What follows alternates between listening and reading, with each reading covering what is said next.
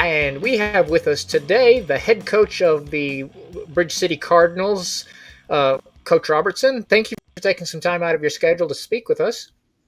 Yes, sir. Thank you for having me on. And before we dive into Cardinal basketball, give us a little bit about your coaching background.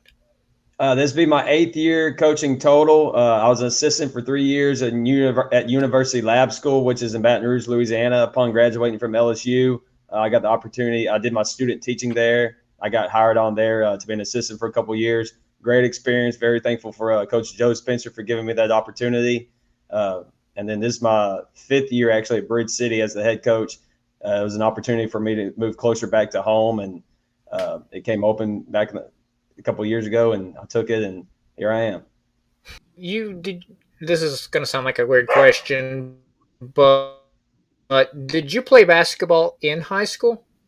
I did. I played at. I actually went to Vida for my first couple of years when my dad was the head coach there, which got me into coaching. And and then I went back my senior year to P&G. My dad had moved on to a different school, so I went back and graduated my senior year from P&G and played at P&G. So with your dad being a coach, this brings in a really good question. Is sometimes people when I talk to coaches, some of them are like, well, I kind of evolved into coaching. Others say early on they made that choice that they wanted to coach. Was there a time point in which you sat there and said, I want to undertake the challenge of coaching? Yeah, I was one of those that knew from a very young age, and my dad being coach actually tried talking me out of it, but it didn't work. But I knew from as early as I could probably know it, just being in the gym around him and his teams, and you got to love it and you got to have a passion for it. And I had that passion very early in my age, and I knew what I want to do before I even got to high school, probably. So talking about passion, this actually brings in a couple questions. Suppose a younger Bridge City student, like fifth grade, sixth grade, he comes to you and says, Coach, I want to play high school basketball for you. What would be some things that you would tell him that he could start working on then so he would be a success on the court once he got to you? First and foremost, I just say focus on the fundamentals. You got to be able to pass, shoot, dribble, do the easy things, get in little dribblers. We have a great little dribblers program already, and continue to play. There's several places to play now in the summer, whether it's with an AAU team or a travel ball team or just finding a local gym or attending open gyms, getting lessons. There's several things. There's so many opportunities now for kids to get to work on their game other than just in season. And I would just say you got to play no matter what you want to do in life. You got to work at it, and you got to play. You got to play and do it a lot and get a lot of reps in order to be successful. But I would say first and foremost, focus on the fundamentals, and other than that, just be in the gym. And you said that your dad tried to talk you out of coaching.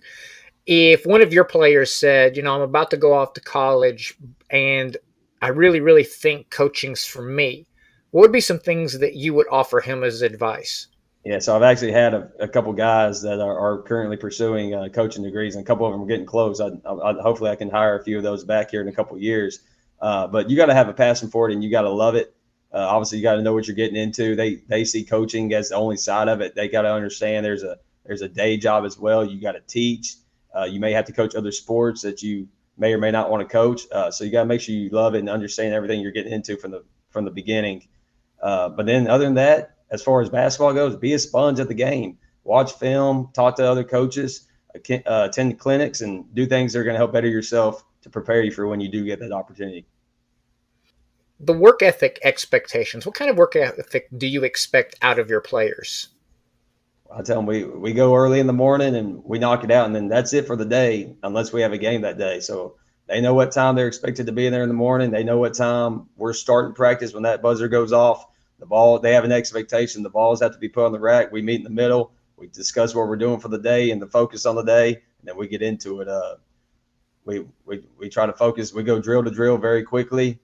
and it's one thing after that. There's not a lot of dead time, so they know the expectations that they got to come in ready to get after it and get through the focus of the day. Try to better ourselves that day to prepare for the next game.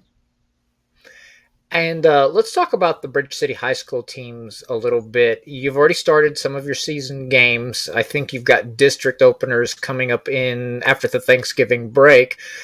How do you feel about your team this year?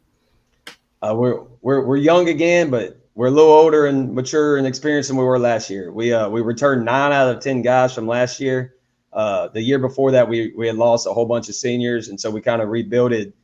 Last year was a rebuilding year, and now we're not necessarily rebuilding, but we're a lot more experienced, a lot more mature than we were last year, and we got a chance to be pretty good. Our district's very, very tough from the bottom down. It's anybody's game any night. So we're just taking it one game at a time right now, trying to get better for district, which opens up December 16th against Silsbee, who's probably the favorite to win it.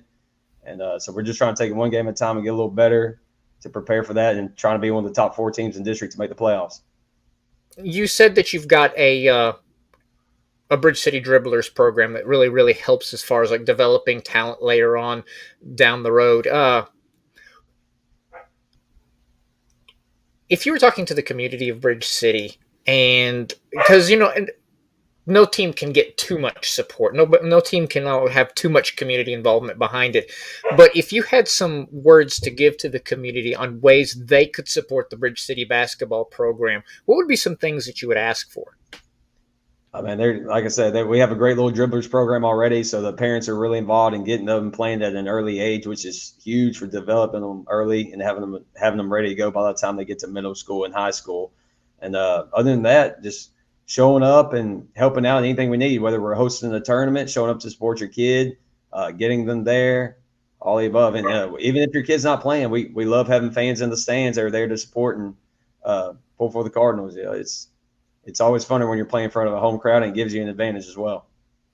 Are there games coming up in this season that you're kind of excited about, that you're looking forward to playing for whatever reason, just a game that you're just can't wait for? So we really try to preach taking it one game at a time for every game, and that's something we even start back in the summer and the spring and the fall when we're playing practice games. With the hopes of by the time we get to that big game, we're prepared and it's just the next game for us. Hopefully they're starting to try and buy into that a little bit, and we've done a good job of it. Like we opened the season at Huffman, which is a great program over there. They went to state 2 years ago, and we actually got a really tough road win over there at their place. Then we hosted Nederland, which is a game I was looking forward to. Two of my mentors are both coaches over there. One being the head coach Brian English, and then his assistant's actually my dad. So I was really looking forward to that game, and the old guys took it to me, but it's okay. We're going to learn from it. We're going to move on from that. Now let's add in a couple really fun questions. It's some questions I've been asking some of the other head basketball coaches because, like you said, is that one, to be successful on the court, you've got to actually be a fan of the game. It's got to be something that you enjoy doing. So, what is your favorite NBA team? So I'm really not even a big fan of the NBA anymore. I may catch a game here and there, and or in the playoffs, I may watch it as it gets later on. Back in the day when I was a kid, I was a big fan of the Mavericks when they had Steve Nash and Dirk Nowitzki. I was always been a bigger fan of players, and those were two of my favorite ones growing up. I'm more of a college basketball guy now. I watch a ton of the college basketball. I don't care if it's one of my favorite teams or if it's a West Coast team late at night starting at 10 p.m. I just love watching college basketball, and especially when it gets to March Madness and all that. That's one of the funnest times of the year for me. So do you have a favorite college team? I do have a couple favorite college teams. I really like. Obviously, I went to LSU.